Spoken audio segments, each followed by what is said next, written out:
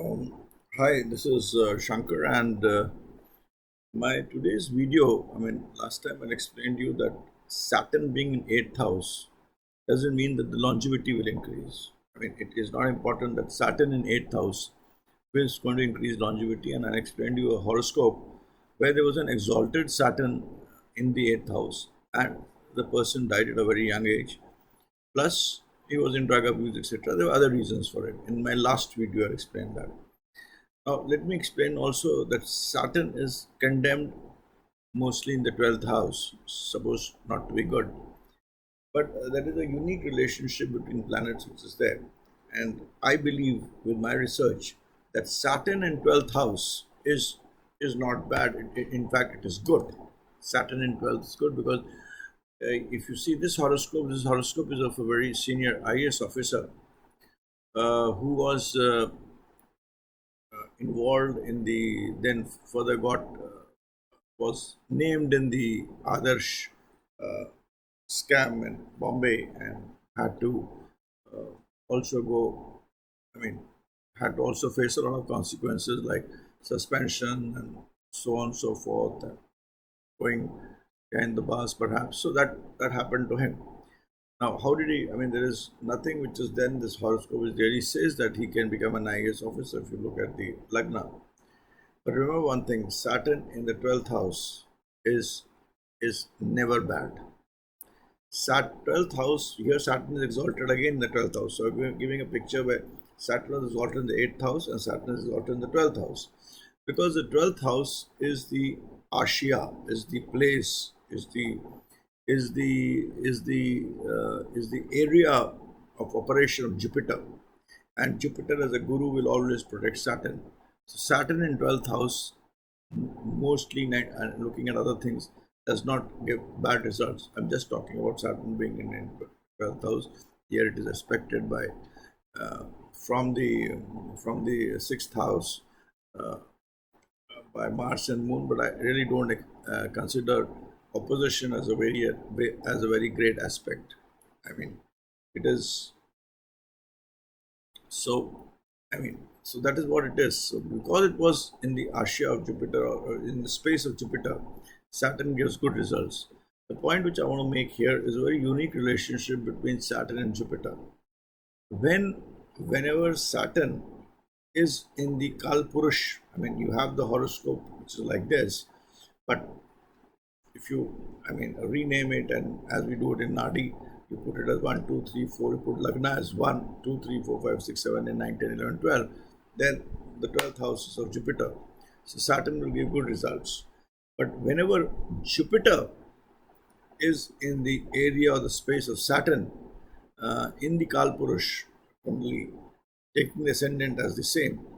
I mean, now here the ascendant is Scorpio, the ascendant remains Scorpio, and you just for sake of understanding, start from AD, Taurus, Gemini, Cancer, Leo, Virgo, Libra, Scorpio, Sagittarius, Capricorn, Aquarius, Pisces. So whenever there is Saturn in the space of Jupiter to give results, but vice versa may not be true.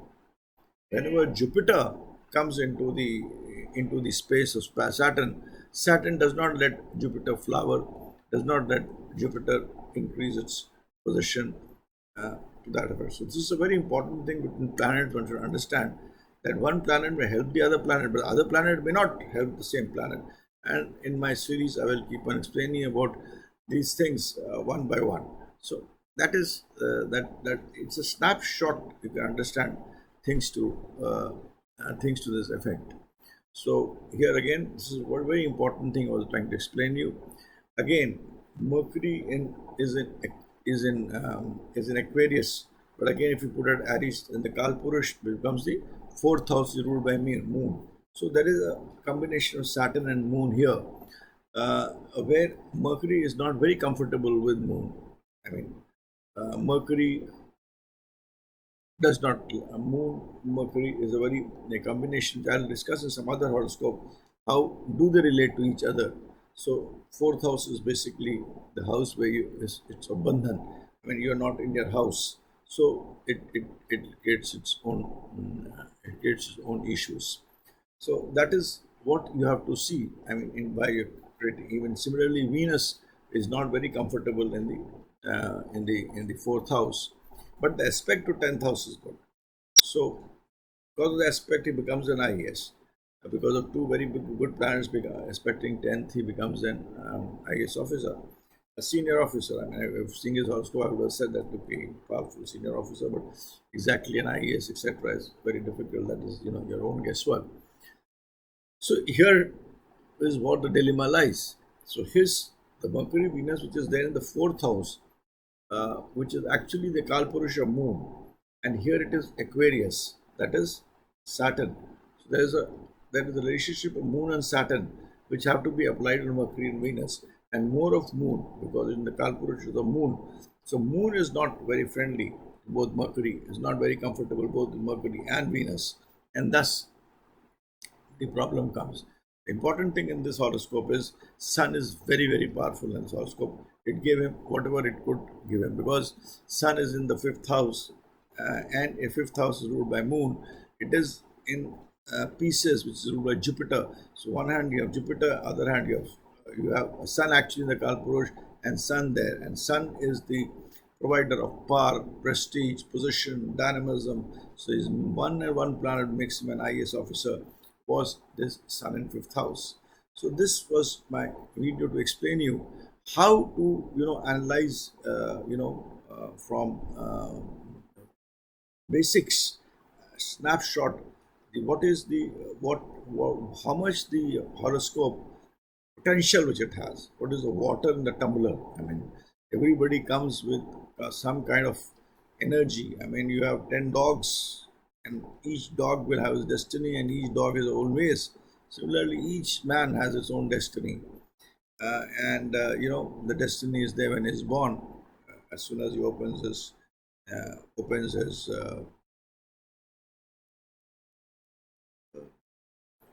his hands, fingers, etc. He shows what his destiny is. Of course, there is also the some of the good karmas do give the results immediately in this life birth, and that is something which you are getting from your past life birth. You get the womb depending upon what you've done. Your womb decides.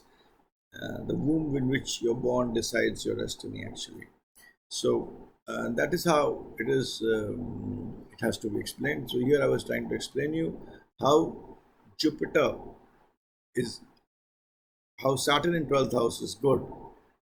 Saturn exalted 12th house is very good, and how Sun made him an IAS officer. Sun is in pieces is not very important, but Sun being in the fifth house also, there's a relationship between Jupiter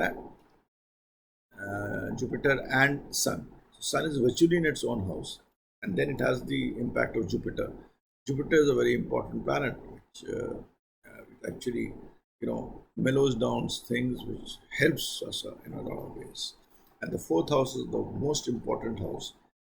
Good friendly planets or moon in the fourth house really take you to great heights.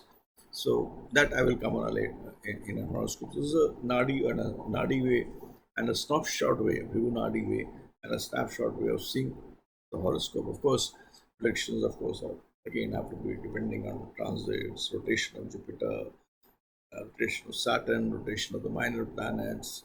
I also take Vimshotri also into consideration, and so you have to have a vector of Chardasha, Vimshotri, transit, and rotation of Jupiter, and that's how you come to final prediction.